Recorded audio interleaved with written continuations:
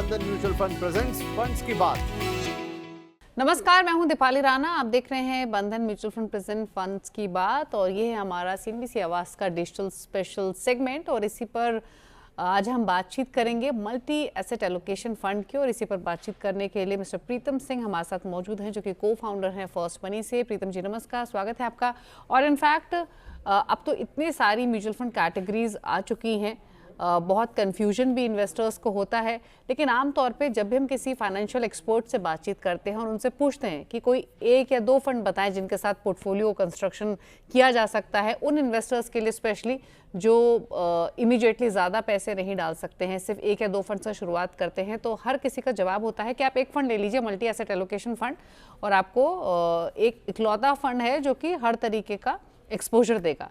तो इसी फंड को थोड़ा सा ब्रेकअप करके इसकी बारीकियां आपसे समझने की कोशिश करते हैं प्रीतम जी। तो पहले तो ये बताइए कि मल्टी एलोकेशन फंड होता क्या है, किस तरीके से ये काम करता है, बताइए। नमस्कार दीपाली जी, सबसे पहले तो मैं आपका धन्यवाद करना चाहता हूं और इस चैनल के माध्यम से जो भी व्यूअर इसको देख रहे हैं उनको नव वर्ष की अग्रिम बधाई भी दे रहा हूं। शुक्रिया मल्टी प्रीतम। एसेट फंड्स के विषय में अगर मैं बात करूं तो आज के डेट में सबसे ज्यादा प्रचलन में, इससे पहले मैं एक मिथ बस्टर आपको बताना चाहूंगा कि पहले किसी जमाने में लोग कहते थे कि अगर एक से ज्यादा दो नाव पे पैर रखोगे तो डूबने के चांसेस रहते हैं। लेकिन मल्टी एसेट फंड ने इस मिथ बस्ट को पूरी तरीके से नकार दिया है। अगर हम एक से ज्यादा एसेट क्लासेस वाले फंड्स में रह रहे हैं तो वो मार्केट में बेटर रिटर्न डिलीवर कर पा रहे हैं आज के डेट में। अगर हम लास्ट 1.5 ईयर या 2 इयर्स के रिटर्न पे बात करें तो equity as an asset class ने शायद उतना रिटर्न नहीं बना पाया है जितना कि मल्टी एसेट एलोकेशन फंड ने बना के दिया है। क्योंकि रीजन बिहाइंड ये है, एज अ रेगुलेटर हमारे रेगुलेटर ने इसमें एसेट क्लासेस जो बेसिकली डिवाइड कर रखे हैं वो हैं इक्विटी, डेट एंड गोल्ड। किसी किसी फंड हाउसेस ने इसमें silver, real estate funds, rates जिसको बोलते हैं, और इंटरनेशनल एक्सपोजर भी ले रखे हैं। लेकिन ओवरऑल कहने का मतलब ये है कि अगर हम मल्टी एसेट फंड के माध्यम से अपने निवेशकों को निवेश की सलाह देते हैं तो एक बेटर रिस्क एडजस्टेड रिटर्न उनको मिलता है जो कि उनके लॉन्ग टर्म गोल को अचीव कराने में सहायक होता है। और वोलेटिलिटी इसमें कम होने के कारण कॉन्फिडेंस लूज नहीं होता जब भी मार्केट का ड्रॉडाउन आता है। ओके, तो फिर जैसे आपने काफ़ी सारे फैक्टर्स बताए इस फंड कैटेगरी के बारे में, एक चीज़ और बताइए, कैसे ये फिर रिस्क कैसे मैनेज करता है इक्विटी, गोल्ड और डेट के बीच में? इस फंड के थ्रू किस किस तरीके से ये काम करता है?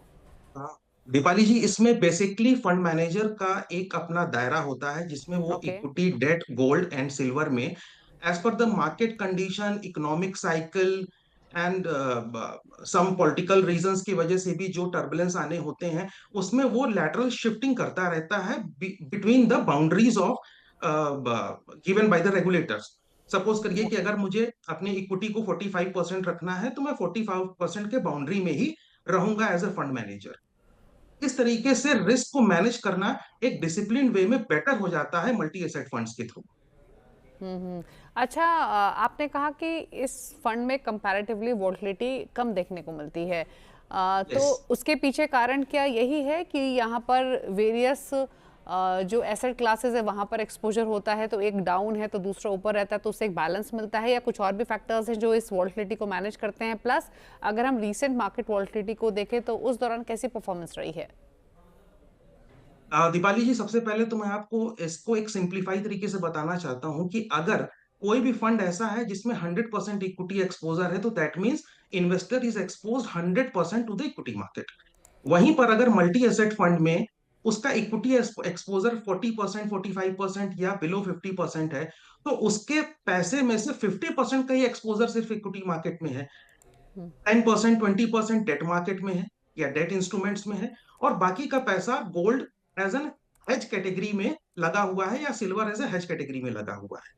अगर मैं रिसेंसी बायसनेस की बात करूं या रिसेंट इवेंट्स की बात करूं तो देखा जाए कि गोल्ड को as a fund manager hedge in a crisis इस्तेमाल करते थे, लेकिन आज के डेट में गोल्ड ने इक्विटी को ज्यादा आउट परफॉर्म कर दिया।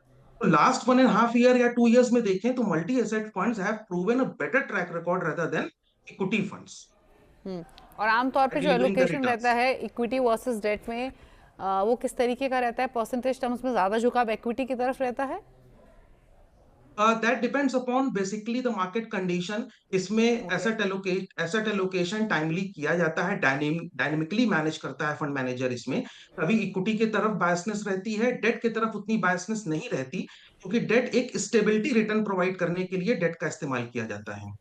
अच्छा प्रीतम जी, एक चीज़ और बताइए, जब से ये कैटेगरी मार्केट में आई है इन्वेस्ट करने के लिए, तब से लेकर अब तक अगर हम इन जनरल समझना चाहें तो रेशियो या क्या रहा है या क्या रेंज रही है रिटर्न्स की इन फंड्स की तरफ से, और अगर अभी कोई इन्वेस्ट करता है तो एटलीस्ट कितना टाइम होराइजन लेकर चले इस कैटेगरी को लेकर? बाली जी, सबसे पहले तो मैं ये बताना चाहूंगा इसमें कि अगर किसी भी व्यक्तिगत रूप से किसी का निवेश मल्टी एसेट फंड में होना है, या एक निवेशक कोई जो नया है, जो इस मार्केट में फर्स्ट टाइम इन्वेस्टर है, वो मल्टी एसेट फंड को चूज कर सकता है अपने निवेश के लिए।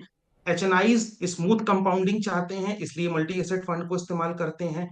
मल्टी एसेट फंड ने, अगर मेरा निवेश का गोल एक किसी भी निवेशक को अगर अपने चिल्ड्रन एजुकेशन के लिए लॉन्ग टर्म वेल्थ क्रिएशन करना है, रिटायरमेंट प्लानिंग करनी है, तो मल्टी एसेट फंड में हम एक स्मूथ रिटर्न्स की संभावना कर सकते हैं, क्योंकि इसमें मार्केट वोलेटिलिटी कम रहती है, जिसके कारण लंबे समय तक निवेशक इसमें बने रह सकते हैं।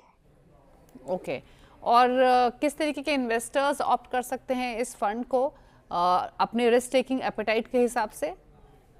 दीपाली जी, इसमें अगर किसी का मॉडरेट रिस्क टेकिंग एपेटाइट है, या उसका हायर एज ग्रुप है above 50 and 60, this type of investor can invest into multi asset fund, because इसमें उनको एक डबल डिजिट काइंड ऑफ बेहतर रिटर्न, अगर उनका निवेश का पीरियड 3 से 4 साल या 5 साल के आसपास का है, तो लगभग उनको डबल डिजिट का रिटर्न सेफ्टी के साथ मिल सकता है, with lesser volatility and lesser drawdown of the market. Okay. अच्छा, अगर पोर्टफोलियो कॉम्पोजिशन में रोल देखें मल्टी एसेट एलोकेशन फंड का, तो आपके हिसाब से क्या रह सकता है? दो सवाल, इनफैक्ट मैं इस सवाल को 2 पॉइंट में ब्रेक कर देती हूँ। जी पहला तो ये कि जैसे जी। मैंने शुरुआत में भी कहा, अगर कोई नया पोर्टफोलियो बिल्डअप कर रहा है तो क्या सिर्फ एक इस फंड के साथ शुरुआत कर सकता है? अगर सपोज कीजिए इन्वेस्ट करने की बैंडविड्थ इतनी ही है कि किसी एक फंड में वो डिप्लॉय करे, तो क्या सिर्फ इसी फंड को रखकर शुरुआत की जा सकती है?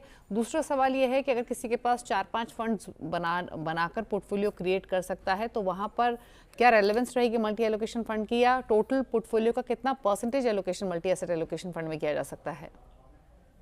दीपाली जी, मैं आपके दोनों सवालों का जवाब इस तरीके से देता हूं, क्योंकि मैं तो मल्टी एसेट फंड्स का एक एडवोकेट हूं, तो इसलिए मैं हमेशा ये एडवोकेसी चाहूंगा कि अगर किसी को, नए निवेशक को या चाहे सीजन्ड इन्वेस्टर को निवेश करना हो, तो वो अपने पोर्टफोलियो का 50 to 100% मल्टी एसेट फंड में रख सकता है। रीजन बिहाइंड, अगर मैं इस तरीके से देखूं कि अगर 5 साल में equity market double digit return का, या इंडेक्स फंड 10 से 12% का रिटर्न देते हैं, तो वहीं पे मल्टी एसेट फंड भी अपने कॉम्पोजिशन के कारण 10 से 12, 13% का रिटर्न देने में सक्षम है, जो कि एक निवेशक के लिहाज से एक एक अच्छा रिटर्न माना जाता है। ओके। और अगर हम कंपेयर करें बाकी कैटेगरीज से, ये भी बहुत इंपॉर्टेंट हो जाता है कि इस फंड की जो परफॉर्मेंस रही है relative to pure equity fund या हाइब्रिड फंड या बैलेंस एडवांटेज फंड, उनके मुकाबले कैसी देखने को मिली है so far? Deepali ji, pure equity fund से अगर हम इसको कंपेयर करेंगे, तो बहुत सारी कैटेगरीज हैं। लार्ज कैप है, मिड कैप है, मल्टी कैप है, स्मॉल कैप है, जहां पे रिस्क बढ़ जाता है। तो मैं अपने इन्वेस्टर्स को, या बाकी निवेशक को, जो लोग जिनका रिस्क टेकिंग एपेटाइट ज्यादा है, वही सिर्फ डायरेक्ट इक्विटी एक्सपोजर वाले फंड्स में जाएं, और जिनका निवेश का समय लंबा है, यानी कि 5 साल से 7 साल, पूरी जो फुल इन्वेस्टमेंट साइकिल जिसको बोलते हैं, अगर उस उतने दिन का समय उसके पास है, उतने वर्षों का समय है, तभी वो डायरेक्ट इक्विटी एक्सपोजर में पूरा का पूरा समय दे के उन फंड्स के साथ ज्यादा लाभान्वित हो सकता है, या बेहतर रिटर्न पा सकता है। क्योंकि जब इक्विटी मार्केट बुल रन में होती है, तो शायद उस समय multi asset fund, because of the diversification, उतना बेहतर रिटर्न न दे पाए जितना कि वो वोलेटिलिटी मार्केट में दे पाएंगे। ओके। अच्छा, एक फाइनल सवाल और प्रीतम जी आपसे, जैसे आपने भी कहा कि ये फंड कोर पोर्टफोलियो होल्डिंग हो सकता है, तो एक तो एटलीस्ट कितना होराइजन लेकर चले, 5 साल या 7 साल का टाइम मिनिमम दे इन्वेस्टर्स, या आपके हिसाब से कितना आइडियल मिनिमम होल्डिंग टाइम रह सकता है? प्लस इस तरीके के फंड का कोई आइडियल एंट्री टाइम भी होता है क्या मार्केट कंडीशंस के हिसाब से, या फिर एक ऐसा फंड है जो आप कभी भी ले सकते हैं, फिर चाहे वो SIP लेना हो या लमसम लेना हो? दीपाली जी, तो मैं आपके लास्ट क्वेश्चन का उत्तर सबसे पहले देता हूं कि ये ऑल सीजन फंड है। तो इसमें कभी भी मार्केट का टाइमिंग करने वाले लोगों के लिए कोई जरूरत नहीं है कि इसको टाइम करके लेना है। इसको हम कभी भी ले सकते हैं, क्योंकि इसमें automatically fund manager dynamically manage कर रहा होता है equity, debt and gold and silver के एसेट क्लासेस में, कि कितना परसेंटेज किसमें रहना है, जो कि एज ए निवेशक हमको इंडिविजुअली अगर हम फंड्स लेते हैं तो खुद करना पड़ेगा। बेहतर यह है कि वो निवेशक जिनका हॉरिजन 3 साल से ऊपर का है, वो मल्टी एसेट फंड में आए और इसके स्मूथ कंपाउंडिंग रिटर्न से लाभ लाभ उठाएं। ओके, चलिए, तो काफ़ी चर्चा हुई मल्टी एसेट एलोकेशन फंड की, और जैसे प्रीतम जी ने भी कहा, हमारे बाकी एक्सपर्ट्स ने भी हमेशा कहा है कि ये एक ऐसे कैटेगरी ऑफ फंड है जो कि कोर पोर्टफोलियो होल्डिंग हो सकती है। शुरुआत कर रहे हैं तो भी इस फंड के साथ कर सकते हैं, और मस्ट हैव फंड कैटेगरी है in your portfolios. Thank you Pritam ji आने के लिए इस खास सेगमेंट में, और मल्टी एसेट एलोकेशन फंड के बारे में तमाम डिटेल्स हमारे व्यूअर्स के साथ शेयर करने के लिए। और इसी के साथ इस स्पेशल सेगमेंट में तो इतना ही। आप देखते रहिए CNBC आवाज़। नमस्कार। बंधन म्यूचुअल फंड प्रेजेंट्स फंड्स की बात।